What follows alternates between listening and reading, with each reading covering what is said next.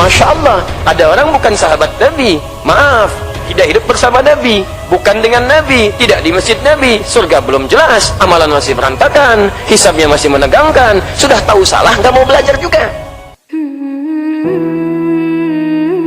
Assalamualaikum, kembali lagi di channel saya Mr. White.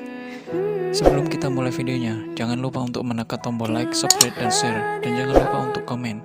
Terus dukung channel saya agar saya dapat berkarya lebih baik lagi. Terima kasih, selamat menikmati.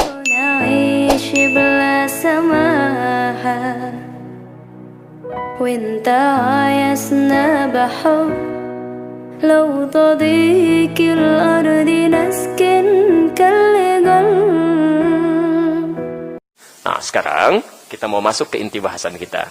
Tapi ternyata ibadah pun belum cukup. Saya ulang. Ternyata ibadah pun belum cukup. Ada orang yang ibadah itu belum aman, apalagi yang tidak ibadah. Oh, hati-hati ya. Apa yang menjadikan ibadahnya tidak aman? Salah satunya, pelan-pelan, salah satunya. Ambil salah satu aja. Salah satu kan sudah salah gitu kan? Baik, jadi jangan banyak-banyak supaya tidak banyak luasan bahasan. Salah satunya, ibadah yang dilakukan tidak sesuai dengan petunjuk yang dimintakan. Pelan-pelan. Hadis riwayat Al-Bukhari.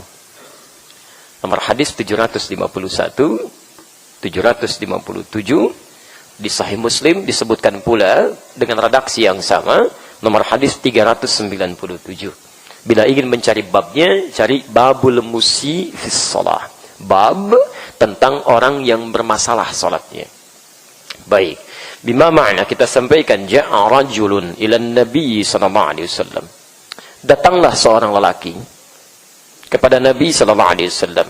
Ditelusuri namanya Khalad Az-Zuraiqi. Fadakhala ila al-Masjid Nabawi, maka masuk ke Masjid Nabi. Fa shalla bi jambin Nabi, maka salatlah kemudian di samping Nabi sallallahu alaihi wasallam. Perhatikan. Tatkala orang ini mulai bertakbir sampai dengan salam, sallama yaminan wa syamalan, singkatnya kemudian salam ke kanan dan ke kiri. Faqala lahu an-nabiy sallallahu alaihi wasallam, maka tiba-tiba dikomentari oleh Nabi sallallahu alaihi wasallam. Perhatikan komentarnya. Shalli fa innaka lam tusalli. Mas, salat lagi karena Anda belum salat. Padahal orang ini sudah salam. Fa'ada salata 3 marat, maka dia mengulang salatnya sampai 3 kali. Faqala lahu an-nabiy sallallahu alaihi wasallam, maka Nabi pun sallallahu alaihi wasallam menyampaikan lagi komentar yang serupa. Shalli fa innaka lam tusalli. Tolong Anda salat lagi karena Anda belum salat.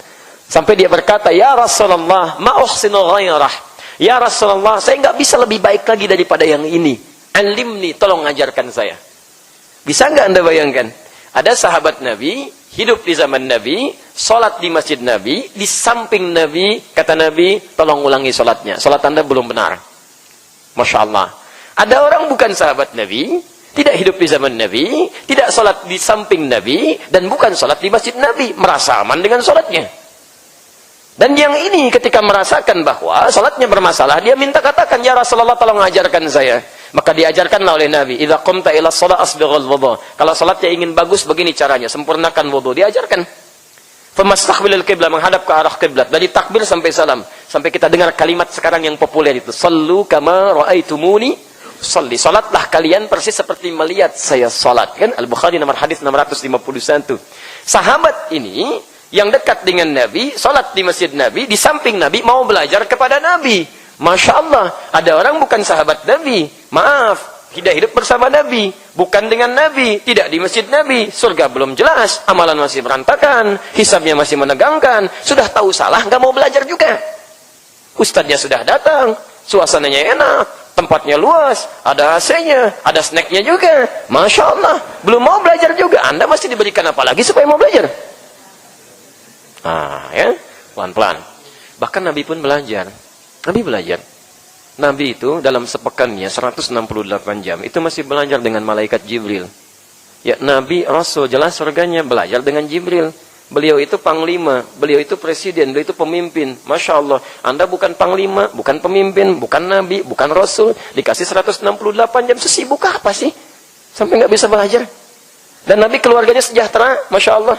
Istrinya 9 yang hidup mendampingi beliau, 2 wafat lebih dulu gitu kan. Masya Allah. Anda istri satu, ada yang jomblo juga gitu kan, belum bisa ngaji, ya Anda mau ngapain lagi? Pelan-pelan ya, tenang Bu ya, saya tidak akan bahas yang jauh-jauh ya. Jadi poinnya teman-teman sekalian, ibadah itu belum tentu benar kalau tidak dilakukan dengan ilmunya.